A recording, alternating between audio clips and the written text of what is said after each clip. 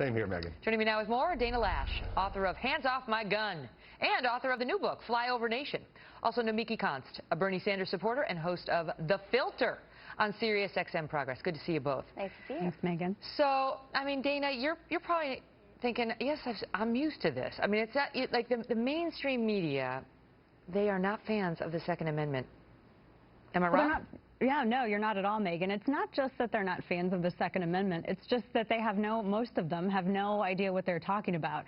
And it's clear when they try to describe things. For instance, HBO Sports, when they were talking to Jim Sullivan about the AR-15, they were the way that they edited his answer, to which he took great exception, he was simply saying he was surprised that the AR-15 was doing so well as a civilian choice all of these years later. And they made his answer out to be like he couldn't believe that people were buying them. They're just the same thing as M16s, which they're not. We've seen this kind of deceptive editing over and over again, and it's not just deceptive editing where it concerns talking to pro-2A people. I mean, we've seen deceptive editing with the facts. We've seen deceptive editing with statistics, just as a way to push this bunk narrative. And it's, it gets tiring after a while. It's tough, Nomiki, because there's no question that reporters bring certain personal views to any story they're going to cover.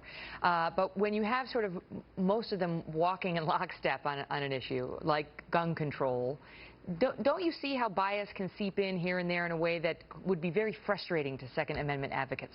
Well, I see that the Second Amendment community, the advocates, is a different type of community than those that are lobbying the government right now. You know, 91% of Americans, including gun owners, are in support of tighter gun laws right now to close out those background check loopholes. Now, let's remember that a lot of the statistics that are being propagated by a lot of these lobbyists and the gun manufacturers are difficult to find, because in 1996, the Republican Congress basically ended all gun lobbying and gun research. I mean, we can no longer research any sort of gun violence. That's the problem, is that you have the media which is trying to cherry pick analyses, and you have these Harvard studies like the one that was a few years ago that studied 2007 to 2010, which showed that areas where there are stronger gun laws, states with stronger gun laws, have less gun violence.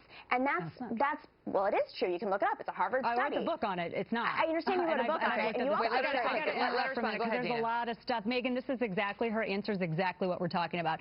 First off, she's citing that 91% number. That was a poll that was paid for by Michael Bloomberg. I mean, if we're going to sit here and talk objectively about gun control, can we please not use statistics that have been paid for by the grandfather of the gun control movement? And it was a small sample of fewer than 250 people, and it was a push poll question because I looked at the crosstabs.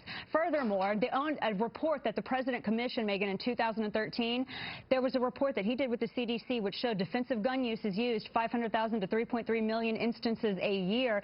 No one ever talks about that. So let's talk about that. If you want to talk about defensive gun use, criminal usage. So if you want to talk about defensive gun use, only one time in the last 30 years, that's 1.6%, has defensive gun use actually worked. There's been statistics on this. This is actually an area of research because the police department. What does that mean actually worked? They killed the person who wanted to shoot you? I mean, let me just ask you to clarify that. Nomiki, what do you mean they actually worked? So when someone uses a gun in self-defense in a mass shooting, only one person in the last 30 years has actually been able to accomplish that. And that's partly because active shooter training is a very difficult form of training. In fact, no, it's not. I've done it. Does that take into account you pull out the gun and the guy runs away? I mean, like, I've done active shooter training. The FBI even says that it's a specialized field and not every sort of...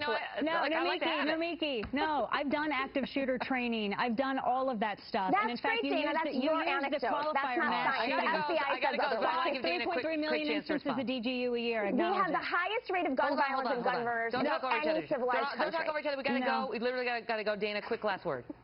No, I think people need to pay attention to defensive gun use, because it vastly, Megan, vastly outweighs criminal usage. But that's not what gun controlists want to focus on. Yeah, we do. The CDC report commissioned by Barack Obama in 2013. Okay. Not only that, but FBI uniform crime reports and my book, Hands Off My Gun. Thanks, Which Megan. Says that it's not. If I'm in trouble, I hope Dana Loesch is next to me. That's all I sound like. All right, ladies, great to see you both. Thank you so much.